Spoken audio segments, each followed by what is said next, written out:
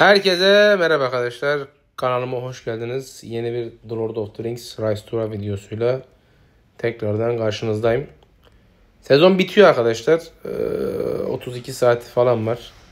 Sezon sonu biz de PvP yapıyoruz. Güzel raporlar var. Sezon sonuna nazaran dedim ki raporlara bir göz atalım. Kime ne vurmuşuz, ne yapmışız. Malum meta mantığıyla oynuyoruz. Güzel sonuçlar alıyoruz. Sauronsuz takımlara karşı. Şimdi bir tanesine daha gönderdik. Bir bakalım. Mesela burada sondan başlayak ya. Burada bir No RP ekibi var. Zenith Gandalf. Gandalf'ı güzel bu arada. Yalnız ana takımı mı diğer takımı mı bilmiyorum. Burada bir Aragorn'u var. Kombinasyonu çok farklı. Çünkü Sauron zaten saygı 4 ve üzeri olduğu zaman her türlü çalışıyor. Ama Saruman da yanında olunca saygısı 5 ki zaten bunun saygısı 3 olsa bile iş yapıyor. Odak 240'a çıkınca sonuç kaçınılmaz ki ben gene Gimli ile yine iyi hasar vermişim yani bakacak olursak. Fena değil. Dönelim Kek. Bu da bir No RP ekibi ama hesap nasıl bir görelim. Sauron'u saygı 2 itemleri güzel. Önümüzdeki sezon bunu saygı 4 yapar bu kardeşimiz. Gandalf benimkiyle eşdeğer sayılır. Yani item olarak belki Gold'da ben biraz daha üstün olabilirim. DD'si Gimli ile aynı neredeyse ama ben zaten üstün gelmişim. Çünkü diğer DD'si yani Saruman'ı iş görmemiş. Geri kalmış. Onun yerine bak bu Saruman'ın yerine örnek veriyorum sana.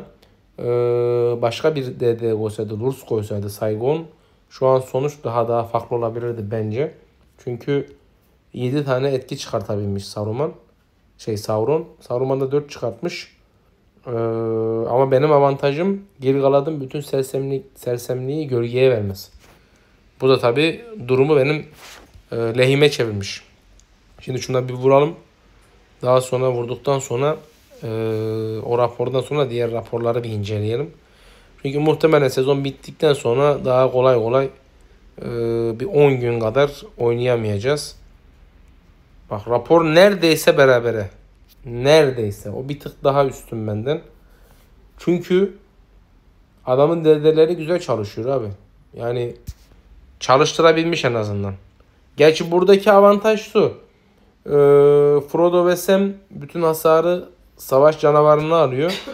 Savaş canavarı da ister istemez menzilli birimlere ekstra hasar çıkartıyor. Bu durumda da Gimli ile Dain elf birim oynadığı için T4 birim avantajını güzel kullanmış. Ama genele baktığımız zaman ben gene meta mantığındayım. Güzel yani adam T4'lerle oynadı. Ben T3'lerle oynadım. Kötü bir rapor değil. Bu balina. Buna bakmaya gerek yok. Çatladık zaten. Burada boşmuş. Bu da boş. Bak aynı adam bir vs daha atmışız. Sonuç gene neredeyse aynı. Sadece etkilere bakacağım. Sersemletmeyi gölgeyi vurmamışım.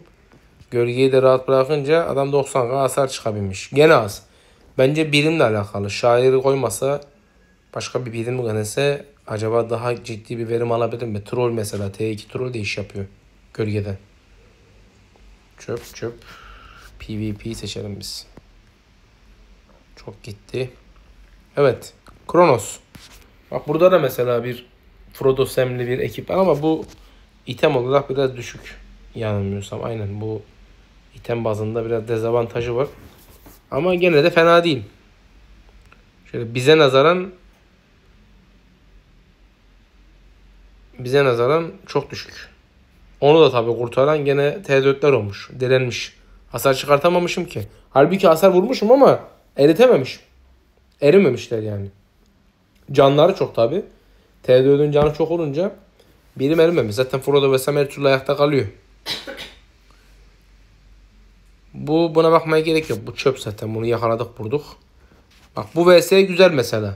Bu vs tam bir RP kıvamında. Diyeceksiniz ki niye? Tek DD oynuyor ama ekibi çok iyi. Gil-galad saygı 5 itemleri fena değil. Sadece saygıdan kaybediyor. Ama kafada Gandalf 5'i var. Güzel. Ya bizim saygılarımıza nazaran kıyaslayacak olursak fena değil. Saygı 11 bir gimlisi var. Bizimkilerin neredeyse eşdeğer sayılır. Sadece bizimkisinin bir hasarı yüksek. Artı Strange'i yüksek. Bir de Boromir'le oynamış. Yani kombinasyon değişik. Ama fena değil. Gene direnmiş. Gene kombinasyon var. Gene savaş canavarı var. Gene F'leri desteklemiş. Yani kötü değil. Kötünün iyisi öyle söyleyeyim. Bir de sersemletmeler mesela yetersiz kalmış.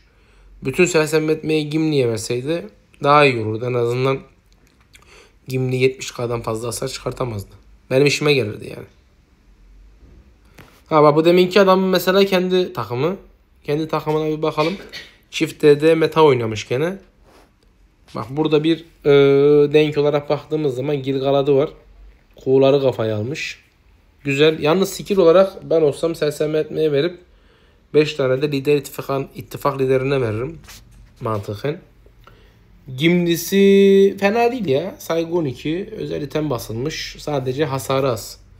Şu hasar istatistiğini yükseltmesi lazım. Gandalf 9'u var. Güzel. Komutası 257. Artı odağı da 220. Artı ilk hamlesi de var yani. Yani kombinasyon güzel. Ben de böyle yapacağım. Şimdi Pipo'yu basacağım. Daha sonra buraya da beyaz şapkayı basacağım. İnşallah orman başlığı vurursam onu da basarım da. Çok zor. Bir de saygı 4 burn'u var işte. Buradan kaybediyor. Mesela bu da full olsa belki değişebilir. Niçin?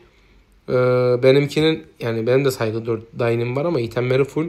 Artı hasar istatistiği yüksek. Gene güzel hasar çıkartmışım. Yani saygı 10 Gimli'den bile fazla vurmuş. Bu bence güzel bir istatistik. Evet bakalım. Şurada bir Partuza var. Buna bakmaya değer mi? Yok gençler bu yol komutanı. Şimdi bakın burada 2 tane rapor var. İkisi de aynı kişi. Birinci raporla ikinci rapor arasında dağlar kadar fark var. Ama sebebini de göstereceğim. Şimdi bu en sonki savaşımız.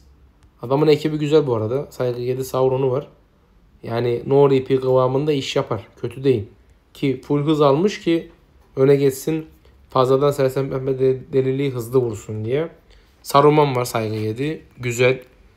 Odak tabanını yükseltmiş 227'ye. Hasar istatistiği de güzel 36'ya atmış ki zaten vurmuş 100K. Lurtsu var. Saygı 10. Özel item alınmış. 3'e basılmış. Alt taraf geliştirilmiş. Komutan hata alınmış. 250 hasar demeci var. Hasar da yüksek. Gene fena değil. Sadece kara yılan DBS olarak kullanılmış. Ki gene verim almış. Yani şöyle baktığımızda toplamda 15 etki yemişim. Ama deliliği hepsini Gimli'ye çakmış. Öyle olunca da Gimli içeriye vurdu. Hem kendimi doğradım. Fazla da karşıya vuramadım. Fakat aynı kişiyle tekrar vs attığımda itemler zaten aynı, bakmaya gerek yok. Bu sefer hasarlar 100K üzerinde çıkartabilmişim DD'lerde. Sebep Gimli gene delilik yemiş ama sersemletmeyi yememiş. Dain de demek ki Ak Gandalf'ın hasar azaltma özelliğini daha fazla alınca, ki analizlere baktığımızda öyle, hasar atma özelliğini daha fazla alınca burada ön tarafa çıkmış. Şimdi şuraya baktığımızda burada 3 delilik yemiş. İçeriği kesmiş abi. Önce bizim adamları kesmiş. O yüzden bu hale gelmiş. Gene bir RP kıvamında bir ekip diyelim. Gene 100K ve üzeri hasar çıkartmışız. Adamın burada bir saygı Isildur'u var. Altıda ben Isildur'dan bu kadar verim alamıyorum. Ama Isildur kombinasyonu deneyeceğim. Önümüzdeki sezon. Nasıl deneyeceğim? Gene Gandalf olacak. Gandalf'ı kafada T4 kuğularla oynayacağım. Isildur'a Arnor okçu vereceğim. Şu item kombinasyonuyla çaktıracağım. Bir deneme yanılma yapacağız yani. Bir güzellik yapacağız. Burada saygı 7 bir burn'u var. Güzel, fena değil. Gandalf 12 var eski itemlerle ki çok iyi. Zaten bu eski itemleri de bulmak artık eskisi kadar kolay değil ya. Çok zor. Ne oldu bir tanem? Olmadı mı? Hallettin mi? Buraya ayarla o zaman al. Sen al ayarla. Disney Plus'a girip uygulamayı aldığın şifreyi ID'yi yazacaksın. Evet, burada büyücü havaya fişeği var. Gene birim hasarlı menzilli. Gene hasar birim menzilli ki ona rağmen 57K vurabilmiş. Bak mesela bu ekipte Gil-galad oysa Isildur'un yerine şu itemlerle gerçekten söylüyorum daha büyük hasar çıkartabilir Gandalf'a. Yalnız yanlış olan şu, Gandalf'ın savunması lazım normalde.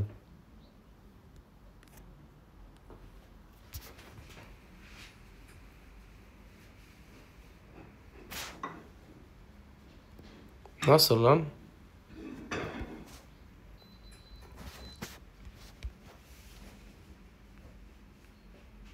Bir dakika, yolda ben dikkat etmedim de. He, delilik oluşturuyor. Görüyor musun Gandalf'ı? Adam 4 tane delilik vermiş karşıya. Sersemletme 3 tane vurmuş. Dain 3 de burn vurmuş. Vay be. Ondan bu kadar avantajlı. Eğer ben bu delilikleri yemeseydim Dain ve Gimli'de hitti lan bu vs. Adamın eski iteminin olması, %100 delilik oluşturması, her iki turda bir dizilişe delilik vermesi eski itemime çalışıyor abi. Allah kahretsin. Hep biz patlattık anasını satayım. Araya gitti. Neyse sağlık olsun. Yapacak bir şey yok. Olan oldu. Bak bu vs de güzel mesela. Burada da güzel verim aldım. Yine güzel bir Isildur'u var. Saigon. Full defans. Aragon var. Özel. Saigon 2. Saygı 6 bir Gandalf var. Burada da bir Gimli var. Bence gayet iyi yani. Yani raporlar mantıken orta şekerli. Bu da ben kaledeyken sabah vuran arkadaş. Beleşten prestij. Umarım hoşunuza gitmiştir gençler. Bugünün kısa bir öz videosu diyelim. Kendinize iyi bakın. Görüşmek üzere.